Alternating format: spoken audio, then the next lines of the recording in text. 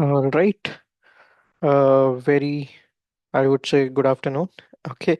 So, yeah, welcome back to the series where we are covering the book Trading in the Zone. We have already covered two chapters in the past. Today, we are going to start with the third chapter. In case you have missed the last two chapters, you can go through them. The video is already uploaded. And let's begin then. All right. So, chapter three, get ready with your notebook and pen. And if anyone who is watching this for the first time, let me give you a brief summary what this is all about. So, basically, we are covering a book by Mark Douglas, who has a great experience in the stock market. So, he basically covers human psychology and how it is going to affect the trading environment, like how it will affect your trading in particular. So in case if you are into trading and stock market, then this is a much needed thing for you. In case if you are not in that, still for understanding human life and human psychology for a better life and understanding of your surrounding, that is again very important, right? Because rather than focusing on the external environment, Mark Douglas focus on changing the internal environment. And I have like realized it, it's not just the words. I have realize they are very very true. I have experienced it in the past, and now I like it makes complete sense to me now when I'm going through the words, I'm going through the content that is given by Sir Mark Douglas. So without any further ado, let's start the chapter. So as we do generally, we go through the chapter, like we go through the chapter thoroughly, as in like we are reading it, and in between if I feel like speaking anything, I do that. Okay. So yeah, that's the basic idea. So chapter 3, taking responsibility. Although the words taking responsibility sound simple, the concept is neither easy to grasp nor easy to put into practice in your trading. We have all heard the words and been confronted with the need to take responsibility so many times in our lives that it is easy to take for granted that we know exactly what the phrase means. Taking responsibility in your trading and learning the appropriate principle of success are inextricably connected. Okay, in between, whenever I feel like something is important, I take a note of it. I post it in my PPT. I post it in my PPT. So in case if you want the PPT, so I'll also do it. Just let me know. Okay. So in case in between I'm taking a generic pause where I'm you know noting down certain things, all you can do is, yes, you can just skip 10 to 15 seconds and you'll reach to the content right away. Okay. Now you have to understand with every fiber of your being the ways in which you are and are not responsible for your success as a trader. Only then you can take on the characteristics that will allow you to join the select group of traders who are constantly successful in the market. At the end of chapter 1, I introduced the idea of stepping into a future projection of yourself. In other words, the consistently successful trader that you want to become doesn't exist yet. You must create a new version of yourself, just as a sculptor creates a likeness of a model. Shaping your mental environment. The tools you will use to create the new version of yourself are your willingness and desire to learn, fueled by your passion to be successful. If the willingness and desire to learn are your primary tools, then what is your medium? An artist creating a sculpture can choose to work in a number of mediums, clay, marble, or metal, for example. But if you want to create a new version of your personality that expresses itself as a consistently successful trader, you have only your beliefs and attitudes. The medium for your endeavor will be your mental environment, where with your desire to learn, you can restructure and install the belief and attitudes that are necessary to achieve your ultimate goal. I'm assuming your ultimate goal is consistency. If you're like most traders, you don't realize the fullest potential of the opportunities available to you. To realize more and more of that potential, to make it more and more of a reality in your life, your primary goal has to be to learn how to think like a consistently successful trader, right? So there is a famous saying, fake it till you make it. So it is more refined version of it, right? So it is saying that all you have to do is whatever the successful people or like successful trader have done in the past, you have to change yourself, you have to mold yourself in the same scenario. Remember, the best traders thinks in a number of unique ways. They have acquired a mental structure that allowed them to trade without fear and at the same time keeps them from becoming reckless and committing fear based errors. This mindset has a number of components, but the bottom line is that successful traders have virtually eliminated the effects of fear and recklessness from their trading. Those two fundamental characteristics allow them to achieve consistent results. When you acquire this mindset, you too will be able to trade without fear. You'll no longer be susceptible to the multitude of fear based errors that come from rationalizing, subconsciously distorting information, hesitating, jumping the gun, or hoping. Once the fear is gone, okay, I'll go through it once again because somebody knocked in on my door and I was like, got a little bit distracted, even though I was just going through the content, but it was not having any impact in my mind. Hmm. Now, all right, from this point onwards, I'll write it. I'll read it again. To realize more and more of that potential, to make it more and more of a reality in your life, your primary goal has to be to learn how to think like a consistently successful trader. Remember, the best traders thinks in a number of unique ways. They have acquired a mental structure that allows them to trade without fear and at the same time keeps them from becoming reckless and committing fear-based errors. This mindset has a number of components, but the bottom line is that successful traders have virtually eliminated the effects of fear and recklessness from their trading. Absolutely correct.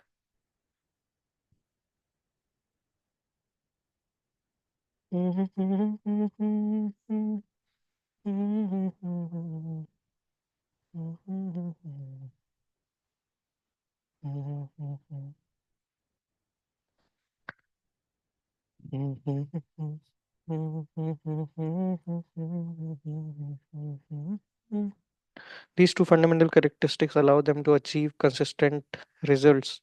When you acquire the mindset, you too will be able to trade without fear. You will no longer be susceptible to the multitude of fear based errors that come from rationalizing, subconsciously distorting information, hesitating, jumping the gun, or hoping. Once the fear is gone, there just won't be a reason to make these errors, and as a result, they will virtually disappear from your trading. However, eliminating fear is only half the equation. The other half is the need of develop restraint. Excellent traders have learned that it is essential to have internal discipline or a mental mechanism to counteract the negative effects of euphoria or the overconfidence that comes from a string of winning trades. For a trader, winning is extremely dangerous if you haven't learned how to monitor and control yourself. If you start from the premise that to create consistency, trader must focus their efforts on developing traders' mindset, then it is easy to see why so many traders don't succeed. Instead of learning to think like traders, they think about how they can make more money by learning about the markets. It's almost impossible not to fall into the trap. There are a number of psychological factors that make it very easy to assume that it's what you don't know about the markets that cause your losses and lack of consistent results. However, that's just not the case. The consistency you seek is in your mind, not in the markets. Its attitudes and beliefs about being wrong, losing money, and the tendency to become reckless when you're feeling good that cause most losses, not technique or market knowledge. For example, if you could, like I can relate to the last part, whatever they said. No, yeah, I have became reckless in the past. I have had fear when I was in a losing streak, so-called losing streak, and basically all these factors, human emotion, when I'm not objectively looking at the market and just accepting the fate, I'm not able to stop myself from losing more and more. So to stop it, what we need to do, that's what we are going to learn today. Very important, right? If you have traded in the past, then you must relate to this part, right? Like, in case you haven't started yet, so learn from the mistakes that others has committed, including me also, right? For example, if you could choose one of the following two traders to manage your money, which one would you pick? The first trader uses a simple, possibly even mediocre trading technique, but possesses a mindset that is not susceptible to subconsciously distorting market information, hesitating or rationalizing, hoping, or jumping the gun. The second trader is phenomenal analyst, but is still operating out of the typical fears that make him susceptible to all the psychological maladies that the other trader is free from. The right choice should be obvious. The first trader is going to achieve far better results with your money. Attitude produces better overall results than analysis or technique. You'll learn it hard way in case you haven't learned it, no? You'll learn it hard way. You'll have to give yourself this learning. Of course, the ideal situation is to have both, but you really don't need both because if you have the right attitude, the right mindset, then everything else about trading will be relatively easy, even simple, and certainly a lot more fun. I know for some of you, this may be difficult to believe or even distressing, especially if you have been struggling for years to learn everything you can about the market. Interestingly, most traders are closer to the way they think. They need to think when they first begin trading than all any other time in their careers. Many people begin trading with a very unrealistic concept of the inherent dangers involved. This is particularly true if their first trade is a winner. Then they just they go into the second trade with little or no fear. If that trade is a winner, they go to the next trade with even less concern for what would otherwise be unacceptable possibility of a loss. Each subsequent win convinces them that there is nothing to fear and that trading is the easiest possible way to make money. This lack of fear translates into a carefree state of mind. Similarly, similar to the state of mind, many great athletes described as a zone. If you have ever had the occasion to experience a zone in some sport, then you know it is a state of mind in which there is absolutely no fear and you act and react instinctively.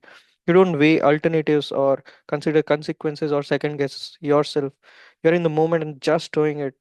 Whatever you do turns out to be exactly what needed to be done. Most athletes never reach this level of play because they never get past of fear of making a mistake. Athletes who reach the point where there is absolutely no fear of the consequences or screwing up will usually and quite spontaneously enter into the zone. By the way, a psychological zone is not a condition you can will yourself into. The way you can will yourself into a feat of endurance. It is a state of mind you find yourself in that is inherently creative, and usually if you start thinking about your action at a rational or conscious level, you pop right out of it. Even though you cannot force or will yourself into a zone, you can set up the kind of mental condition that are most conducive to experiencing the zone by developing a positive winning attitude. I define a positive winning attitude as expecting a positive result from your efforts with an acceptance that whatever results you get are a perfect reflection of your level of development and what you need to learn to do better. That's what the great athletes have, a winning attitude that allows them to easily move beyond their mistakes and keep going. Okay, what's that? All right. Okay, it it I think that's a typing mistake. Or EOing is a word, no. I think it will be like keep going, right? Okay, just give me 1 second. I think it's a printing error. No, EOing is nothing. Ah, so it must be keep going. Okay. Now, others get bogged down in negative self criticism, regret, and self pity. Not many people ever develop a positive winning attitude. The curious anomaly of trading is that if you start with a winning trade, you will automatically experience the kind of carefree mindset that is byproduct of a winning attitude without having developed the attitude itself. I know this may sound a bit confusing, but it has some profound implication. If a few winning trades can cause you to enter into the kind of carefree state of mind that is an essential component of your success, but is not founded on the appropriate attitudes, then what you have is a perception of extreme misunderstanding about the nature of trading that inevitably results in both emotional and financial disaster. Putting on a few winning trades does not mean you have become a trader, but that's the way it feels because it taps us into a state of mind that only the most accomplished people experienced on a consistent basis. The fact is, you don't need the slightest bit of skill to put on a winning trade. And if it's possible to put on a winning trade without the slightest bit of skill, it is certainly possible to put on another and another. I know of several people who started their trading career with fairly potential strings of winning trades. When you're feeling confident and you know, unencumbered by fears and worries, it isn't difficult to put on a string of winning trades because it's easy to get into a flow, a kind of natural rhythm, where what you need to do seems obvious or self-evident. It's almost as if the market screams at you when to buy and when to sell, and you need very little in the way of analytical sophistication. And of course, because you have no fear, you can execute your trades with no internal argument or conflict. The point I'm making is that winning is in any endeavor is mostly a function of attitude. Many people are certainly aware of this, but at the same time, most people don't understand the significant part attitude plays in their result. In most sports or other competitive activities, participants must develop physical skills as well as mental skills in the form of strategies. If opponents are not evenly matched in the skills department, the one with superior skills usually but not always wins. When an underdog beats a superior opponent, what's the determining factor? When two opponents are evenly matched, what's the factor that tips the balance one way or the other? In both cases, the answer is attitude. What makes trading so fascinating and at the same time difficult to learn is that you really don't need a lot of skills. You just need a genuine winning attitude. Hmm, nice.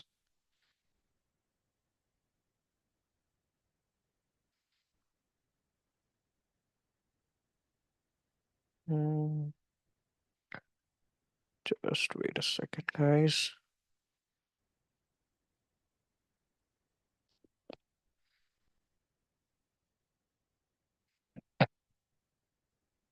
Experiencing few or more winning trades can make you feel like a winner, and that feeling is what sustains the winning streak. This is why it is possible for a novice trader to put on a string of winning trades. When many of the industry's best market analysts would give their right arms for a string of winning trades, the analysts have the skills, but they don't have the winning attitude. They are operating out of fear. The novice trader experiences the feeling of a winning attitude because he's not afraid. But that doesn't mean he has a winning attitude. It only means he hasn't experienced any pain from his trading activities to make him afraid. Eventually, our novice trader will experience a loss and being wrong, regardless of how positive he is feeling. Losing and being wrong are inevitable realities of trading. Right.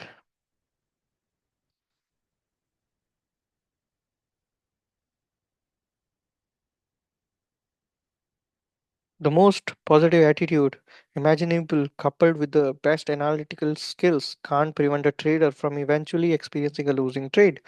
The markets are just too erratic, and there are too many variables to consider for any trader to be right every time. What happens when the novice trader finally does lose? What effect will it have on his carefree state of the mind? The answers will depend on his expectations going into the trade and how he interprets the experience, and how he interprets the experience is a function of his beliefs and attitudes. What if he's operating out of a belief but that there is no possible way to avoid a loss because losing is a natural consequence of trading, no different from, let's say, a restaurant owner incurring the expense of having to buy food. Furthermore, suppose that he has completely accepted the risk, meaning that he has considered and accounted for all of what would otherwise be the unacceptable possibility in the market's behavior, both financially and emotionally. With these beliefs and expectation, it is unlikely that he would experience a deterioration of his attitude and would simply go on to the next trade. By the way, this is an example of an ideal set of trading beliefs and attitudes. Now, suppose that he hasn't completely accepted the risk. What if his expectation didn't take into account any market behavior other than what he wanted? From this mental perspective, if the market doesn't do what he wants, he's going to feel pain, emotional pain. Expectations are our mental representation of how some future moment in the environment is going to look, sound, feel, smell, or taste. Depending upon how much energy is behind the expectation, it can hurt a lot when it isn't fulfilled. Of the two different perspectives I just described, which one is likely to be held by our novice trader? The latter, of course. Only the very best traders have acquired the perspective described in the first scenario. And as I indicated in chapter 1, unless these very best traders grew up in successful trading families or had super traders for mentors where, appropriate attitude about risk and loss was instilled in them from the very beginning of their careers. Virtually every one of them had the common experience of losing one or more fortunes before they realized how they needed to think in order to be consistently successful. It is a fundamental shift in attitude that accounts for their success, not some brilliant realization about the market, or as most people erroneously assume. This erroneous assumption is prevalent among traders simply because very few of them really understand at the deepest levels just how critical a component attitude is in determining one's success.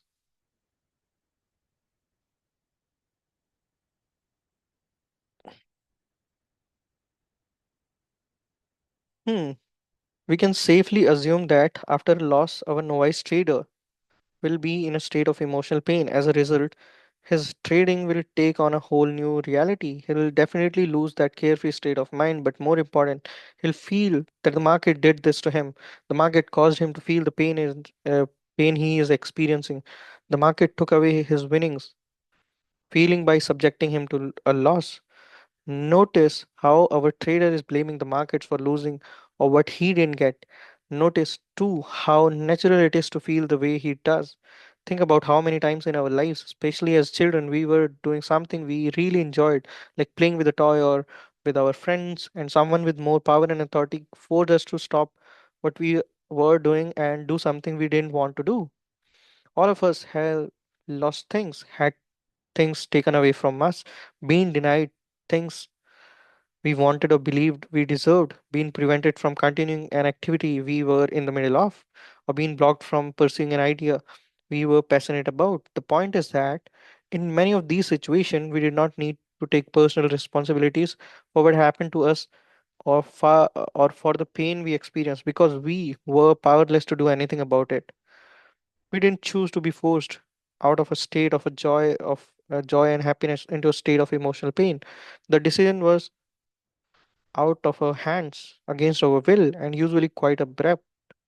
Even though we may have been told we were responsible for what was happening to us, we may not have believed it or understood what it meant, what's tangible, and what we can most easily relate to is that we were having fun and someone or something took us out of that fun and into pain. It wasn't our choice. The cause of our pain came to us from the outside. Therefore, whatever force acted upon us in that moment was to blame. We learned not only that feeling good can instantly be replaced with feeling bad through no fault of our own, we also learned about betrayal. We felt betrayed because many of these situations were completely unexpected or unanticipated, meaning we were unprepared for how some people in our lives had the potential to behave. If their behavior caused us to flip into a state of emotional pain, then we quite naturally would have felt betrayed. As a side note, I feel it is important to say that many of our past emotionally painful experiences were the result of well meaning parents, teachers, and painful experiences were the result of well meaning parents, teachers, and friends, many of whom were only doing what they. Okay, what's that? That's a typing mistake. What they okay. All right, we will read from here. As a child playing with a toy that is inherent dangerous, take the toy away, and the child will cry to express the emotional pain he is experiencing. And if we are dealing with a very young or immature child, in all likelihood, he will not listen to anything reasonable that we say about why he cannot play with that toy. Okay, how many pages I have already covered, man? 42. Okay.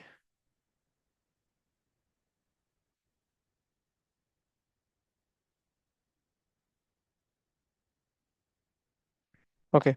But at the same time, many people are born to immature and unreasonable parents or encounter emotionally disturbed teachers, coaches, and employees who subconsciously or intentionally inflict their personal problems on anyone they perceive as having less power. What's even worse is many of the people who have a tendency toward victimizing others are also clever enough to do it in a way that make their victims believe they caused their own pain. In any case, whether our painful experiences are the result of an act of love or intentionally inflicted is something each of us will have to determine for ourselves. The bottom line is that as adults, when we get into a trading mode, we don't realize how natural it is to associate the instantaneous shift from joy to pain that we experience so often as children with the same instantaneous shift from joy to pain that occurs when we trade. The implications are that if we haven't learned to accept the inherent risk of trading and don't know how to guard against making these natural connections between our past and the present, we'll end up blaming the market for our results instead of taking responsibility of them. And that's more or less the crux of this particular chapter, right? Being accountable, take all the responsibilities, be it a winner trade, be it a loser trade. You have you have you have to be responsible, man. Okay. Even though most people Even though most people who trade consider themselves responsible adults, only the very best traders have reached a point where they can and do accept complete responsibility for the outcome of any particular trade. Everyone else, to one degree or another, assumes they are taking responsibility, but the reality is that they want the market to do it for them.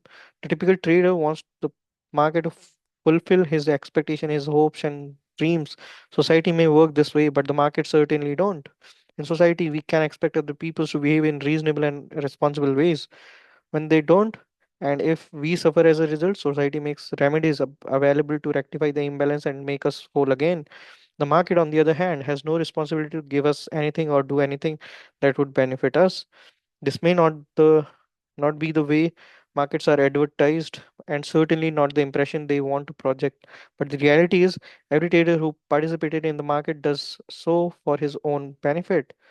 The only way one trader can benefit is if some other trader loses, whether the loss is in actual dollars or as in future trade or lost opportunity as in stock trade. When you put on a trade, it is in anticipation of making money. Every other trader in the world who puts on a trade does so for the same reason. When you look at your relationship with the market from this perspective, you could say that your purpose is to extract money from the market, but by the same token, the market's sole purpose is to extract money or opportunity from you. If the market is a group of people interacting to extract money from one another, then what is the market's responsibility to the individual trader? Nothing.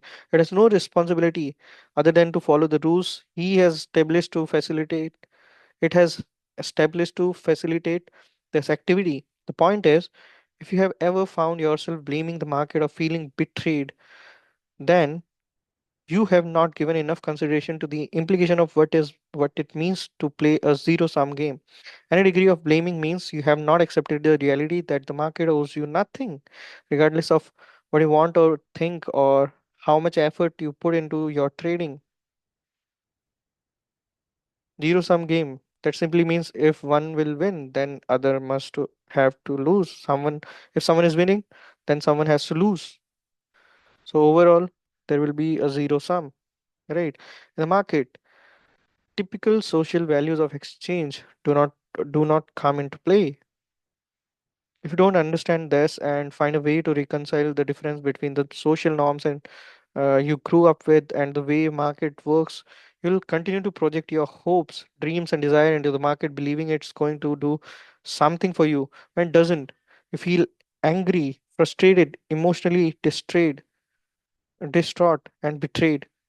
Taking responsibility means acknowledging and accepting at the deepest part of your identity that you, not the market, are completely responsible for your success or failure as a trader.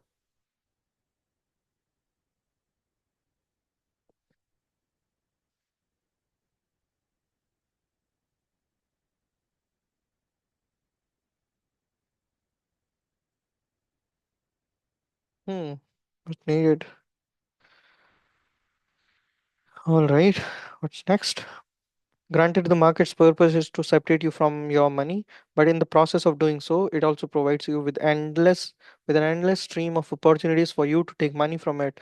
When prices move, that movement represents the collective actions of everyone negotiating, negotiating, negotiating. I think everyone negotiating at that moment. What's that word? Okay, again, mistype. I guess the market also generates, or is it any word? I'm getting confused every time I'm coming across. Okay, no, this is not any food. At that moment, the market also generates information about itself and make it extremely easy to enter and exit trades, depending, of course, on the number of people participating. From the individual's perspective, price movement, information, and the ability to enter and exit trade represents opportunity to see something and to act on what you perceive. During each moment, the markets are open. You have an opportunity to enter a position, lighten a position, add to a position, or exit a position. There are all opportunities to enrich yourself by taking profits or at least cutting your losses. Let me pose a question. Do you feel responsible for fulfilling some other traders' expectations, hope, dreams, and desires? Of course, you don't. It sounds absurd to even ask. However, if you ever find yourself blaming the market and feeling betrayed, that is essentially what you are doing. You are expecting the collective actions of everyone participating in the market to make the market act in a way that gives you what you want. You have to learn for yourself how to get what you want out of the markets. The first major step in this learning process is taking complete and absolute r- responsibility. Hmm.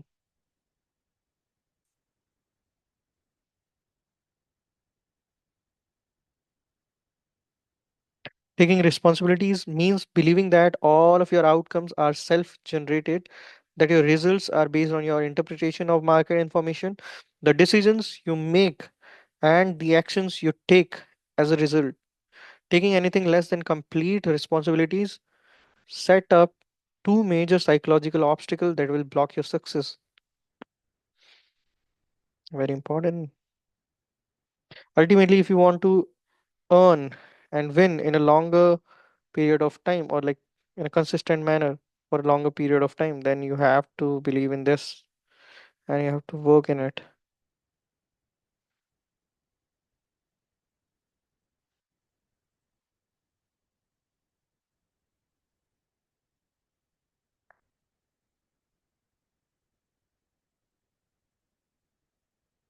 Okay, sorry for the inconvenience caused.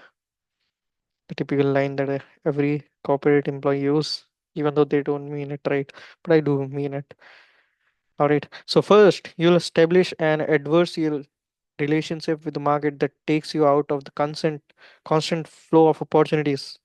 Second, you will mislead yourself into believing that your trading problems and lack of success can be rectified through market analysis. Let's consider the first obstacle. When you project any degree of responsibility onto the market for giving you money or cutting your losses, the market can too easily take on the quality of an adversary or enemy.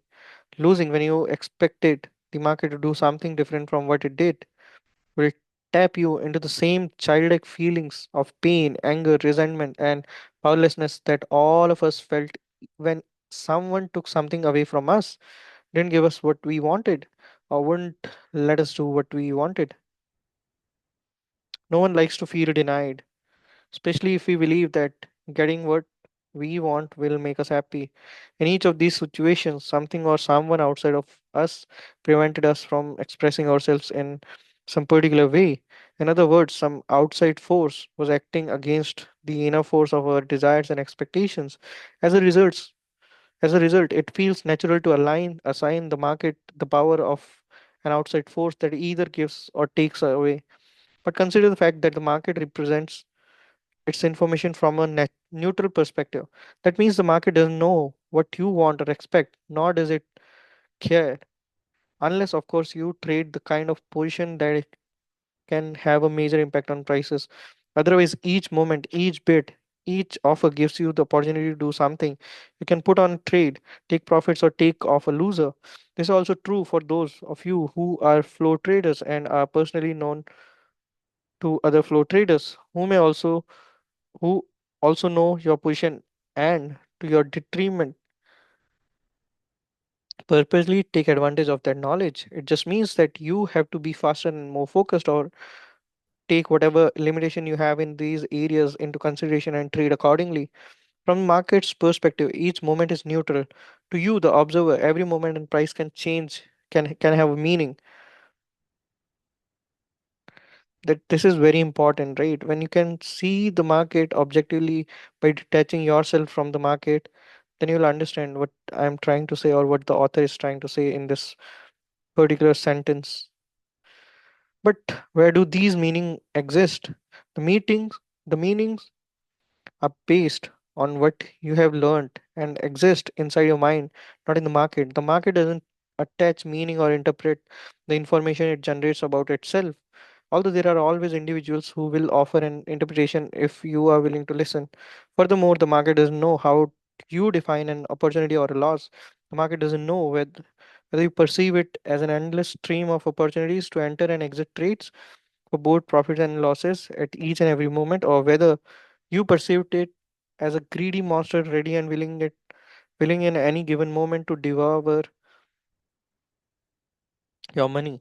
If you perceive the endless stream of opportunities to enter and exit trades without self criticism and regret, then you will be in the best frame of mind to act in your own best interest and learn from your experiences.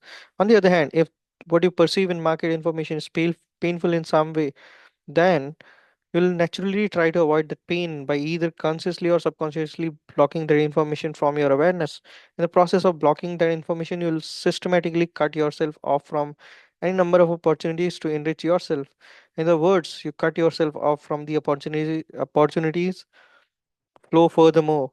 It will feel like the market is against you, but only if you expect it to do something for you, or if you believe that it owes you something. If someone or something is against you and cause you pain, how are you likely to respond? You'll feel compelled to fight, but what exactly are you fighting? The market is certainly not fighting you. There's a market wants your money, but it also provides you with the opportunity to take as much as you want as you can. Although it may feel as if you are fighting the market or it is fighting you, the reality is you're simply fighting the negative consequences of not fully accepting that the market owes you nothing, and that you need to take advantage of the opportunities it presents by yourself. 100% not 1 degree less. The way to take maximum advantage of a situation where you are being offered unlimited opportunity to do something for yourself is to get into the flow. The market does not have a flow. It is often erratic, especially in the shorter time frames, but it does display symmetrical patterns that repeat itself over and over again. Obviously, it's a contradiction to flow with something you are against. If you want to start sensing the flow of the market, your mind has to be relatively free of fear, anger, regret, betrayal, and disappointment.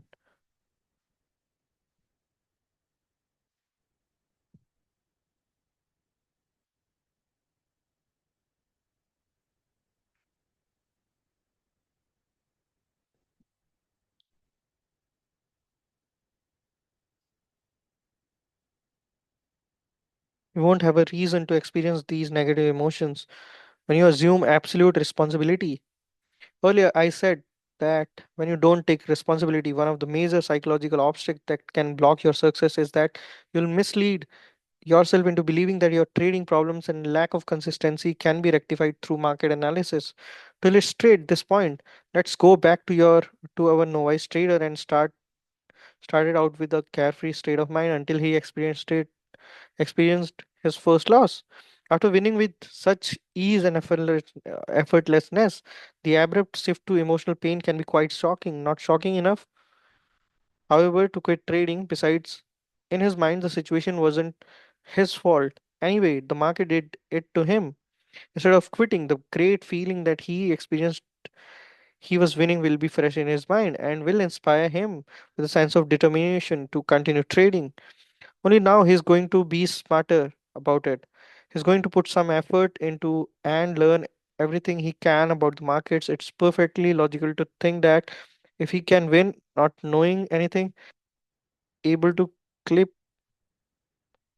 clean up when he does know something. But there is a big problem. Here's that very few, if any, traders will have any awareness of until long after the damage is done. Learning about the market is fine and doesn't cause a problem in itself. It is the underlying reason for learning about the market that will unfortunately ultimately prove to be his undoing. As I said a moment ago, the sudden shift from joy to pain usually creates quite a psychological shock. Very few people ever learn how to reconcile these kinds of experiences in healthy way. Techniques are available, but they aren't widely known. The typical response in most people, especially in the type of person attracted to trading, is revenge. For traders, the only way to extract the revenge is to conquer the market, and the only way to conquer the market is enough market knowledge through market knowledge, or so they think. In other words, the underlying reason for why the novice trader is learning about the market is to overcome the market, to prove something for it to it and believe himself, and most important, to prevent the market from hurting him again. Is not learning the market simply as a means of give himself a symmetric way of winning, but rather on a way to either avoid pain or prove something that he has absolutely nothing to do with. Looking at the market from an objective perspective, he doesn't realize it, but as soon as he made the assumption that knowing something about the market can prevent him from experiencing pain or can help satisfy his desire for revenge or to prove something, he sealed his fate to become a loser. In effect, what he has done is set up an irreconcilable dilemma. He is learning how to recognize and understand the market's collective behavior patterns, and that's good. It even feels good. He is inspired because he assumes he's learning about the market in order to become a winner. As a result, he will typically go on a knowledge quest, learning about trend lines, chart patterns, support and resistance, candlesticks, profiles, point and line charts, Elliott waves, Fibonacci, retracement, oscillator, relative strengths, stochastics, and statistics, and many more technical tools too numerous to mention. Curiously, even though his knowledge has increased, he now finds that he's developed problem executing his trades. He hesitates, second guesses himself, or doesn't put on a trade at all, in spite of any number of clear signals to do so. It's all frustrating, even maddening, because what's happened doesn't make sense. He did what he was supposed to do. He learned, only to find that the more he learned, the less he took advantage of that. He would never believe that he did anything wrong by devoting himself to learning. He simply did it for the wrong reasons. He won't be able to trade effectively if he's trying to prove something or anything for the matter. If you have to win, if you have to be right, if you can't lose or can't be wrong, you will cause yourself to define and perceive categories of market information as painful. In other words, you'll view you'll view as painful any information the market generates that is opposition to what will make you happy. The dilemma is that our minds are wired to avoid both physical and emotional pain, and learning about the markets will not compensate for the negative effect our pain avoidance mechanism have on our trading. Everybody understands the nature of avoiding physical pain. Accidentally set your hand on a burner and your hand moves away from the heat automatically. It's an instinctive reaction.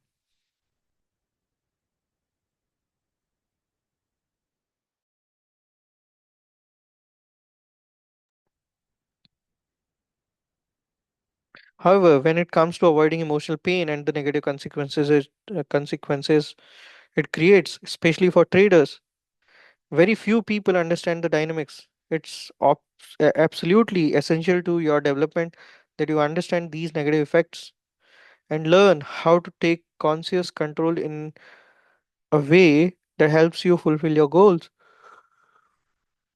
Our minds have a number of ways to shield us from information that we have learned to perceive as painful. For example, at a conscious level, we can rationalize, justify, or make a case for staying in a losing trade. Some of the more typical ways we do this are to call our trading buddies, talk to our broker, or look at the indicator we never use, all for the express purpose of gathering non-painful information in order to deny the validity of the painful information. At a subconscious level, our mind will automatically alter, distort, or spatially exclude information from our conscious awareness.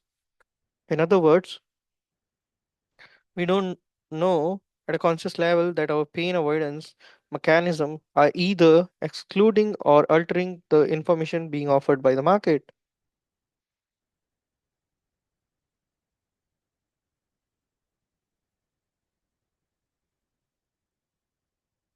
At a subconscious level, our minds will automatically alter, distort, or especially exclude information from our subconscious awareness. Okay, understood.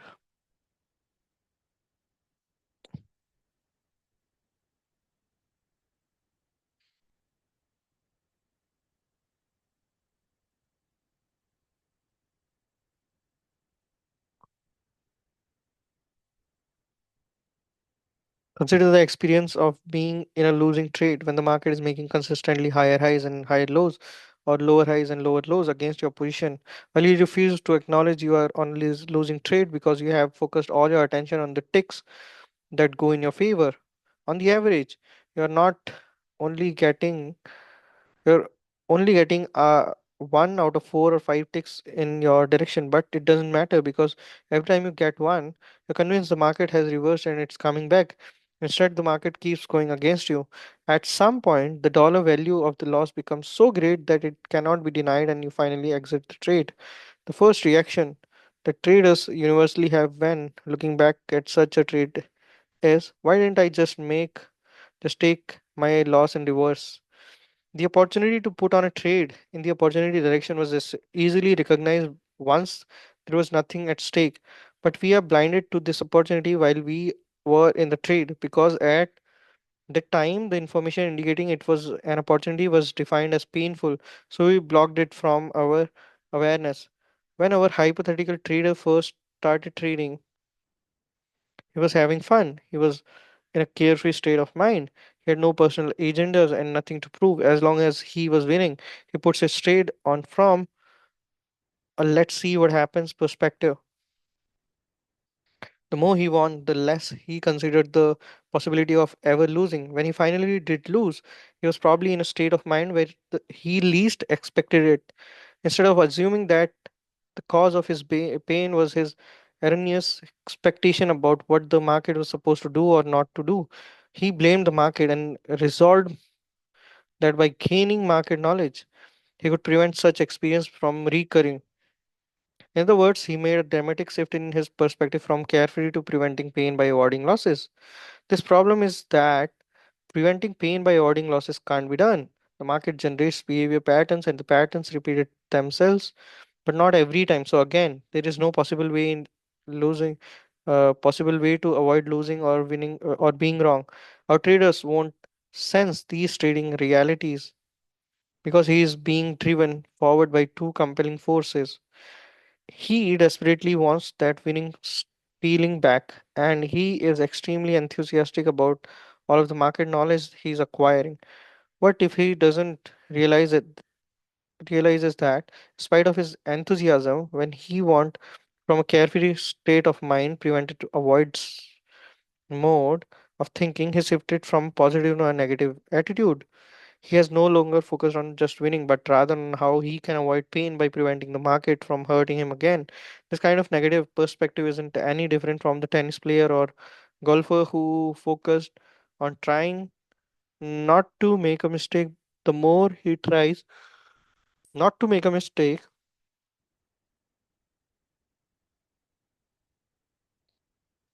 the more mistakes he make. However, this mode of thinking is much easier to recognize in sports because there's a more dissemble dis discamable, discamable. Okay, what I don't know what's that, but I'm understanding the gist of the sentence as a whole. Connection between one's focus and one's result. With trading, the connection can be obscured and more difficult to recognize as a result of the positive feelings being generated from discovering new relationships in market data and behavior. Since he is feeling good, there's no reason to suspect that anything is wrong. Except that the degree to which his focus is weighed toward pain avoidance and is the same degree by which he will create the way experiences he is trying to avoid. In other words, the more he has to win and lose, the less tolerance he will have to any information that might indicate he is not getting what he wants. The more information that he has the potential to block, the less he will be able to perceive an opportunity to act on his own best interest. Learning more and more about the markets only to avoid pain will compound his problems because the more he learns, the more he will naturally expect from the market, making it all the more painful when the markets don't do their part. He was unwittingly created a vicious cycles where the more he earns, the more deliberated he becomes, debilitated. Okay, the most debilitated he becomes, the more he feel compelled to learn. The cycle will continue until he either quits trading in disgust or recognizes that the root cause of his trading problem is his perspective, not his lack of market knowledge. Okay, now we have reached to winners, losers, boomers, and busters. All right, I think it's been a long time. Can we see the how long the recording has gone so far? Can we? Okay, I have no idea if we can or not.